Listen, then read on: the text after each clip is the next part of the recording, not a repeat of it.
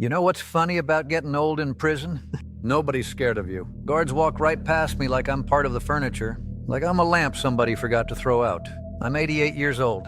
I fix dogs and cats for a living. 35 years I ran my own clinic, Bell Animal Care, right there on Guadalupe Street. And somehow I'm sitting here doing 25 to life for killing the sweetest lady on my street. So let me tell you what really happened, because it wasn't me. My name is Howard James Bell. Folks in here call me Doc. They reckon that's better than most nicknames you get in a place like this. These hands used to stitch up German shepherds and deliver kittens at 3 in the morning. Now they can barely hold a coffee cup without shaking. 22 years I've been in here. I was 66 when they brought me in. Still had my hair. Still had my practice. Still had my dignity. Now I've got a bad knee, cataracts they won't fix, and a cellmate who snores like a freight train. But I ain't complaining. I've always been a grateful man, even in here. I had a good life partner, a real good life. Started the clinic in '82. Little place, nothing fancy. Linoleum floors, second-hand chairs in the waiting room. But the animals didn't care about the decor. 35 years I ran that place. Saw maybe 10, 12,000 animals? More. Puppies, kittens, rabbits, one iguana named Steve. I'll never forget Steve, meanest creature God ever made. My wife, Martha, God rest her, she ran the front desk for 20 years before the cancer took her. That was 2001. Hardest year of my life. I thought about closing the clinic. Thought about a lot of things. But the animals kept coming. So I kept working. And then there was Dorothy Meredith. She moved next door in 2003, right after Martha passed. Widow herself, lost her husband Ray to a stroke the year before. We were two old people on the same street with the same kind of quiet in our houses. I'd fix her fence. She'd bring me pecan pie on Sundays. Her cat Biscuit had kidney trouble. I treated him free of charge.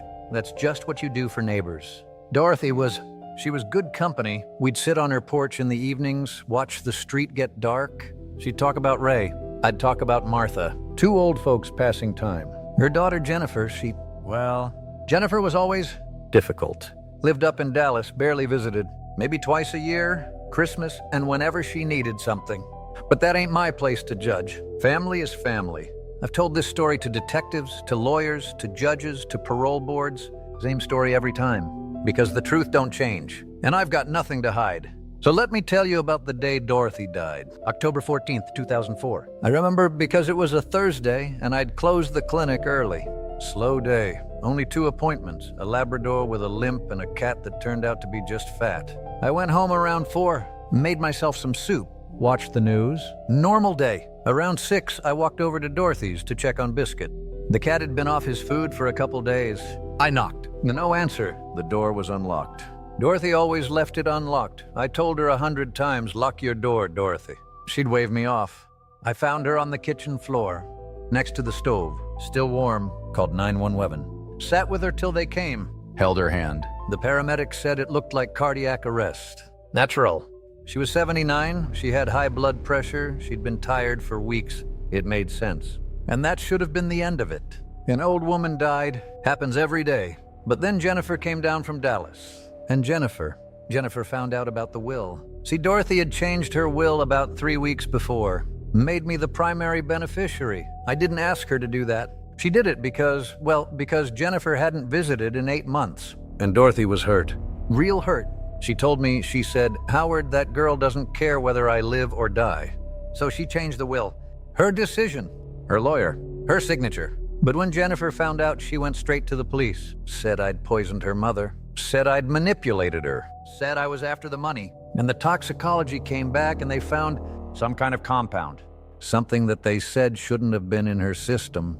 Now, I've read about it since. In the papers, the court documents, they said it was something called a hepatotoxic metabolite. Something that causes liver failure gradually over weeks.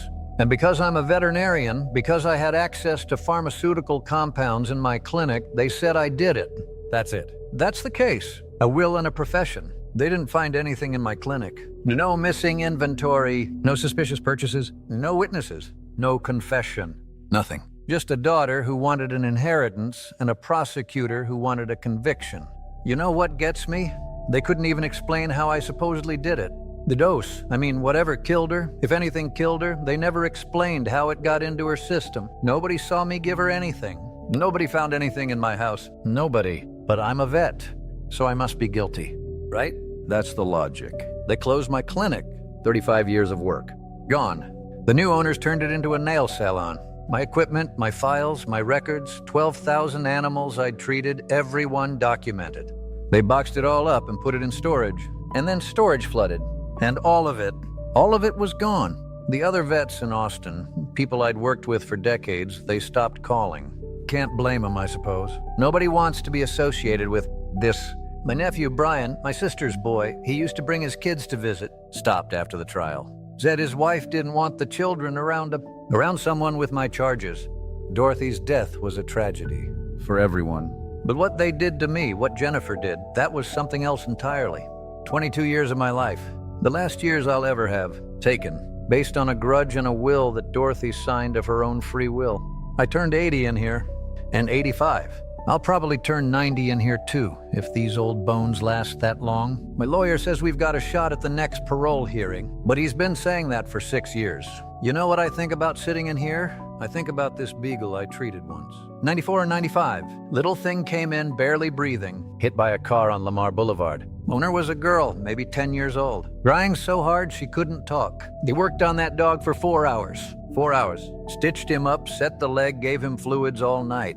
Slept on the clinic floor next to him. That dog lived another 9 years. The girl grew up, went to college, became a nurse. She sent me a card every Christmas until I came in here. That's who I am. That's who I've always been. I spent my whole life taking care of things. Animals, people, neighbors. That's what a vet does. You learn how a body works, how it heals. And when it can't heal anymore, you learn when to let go.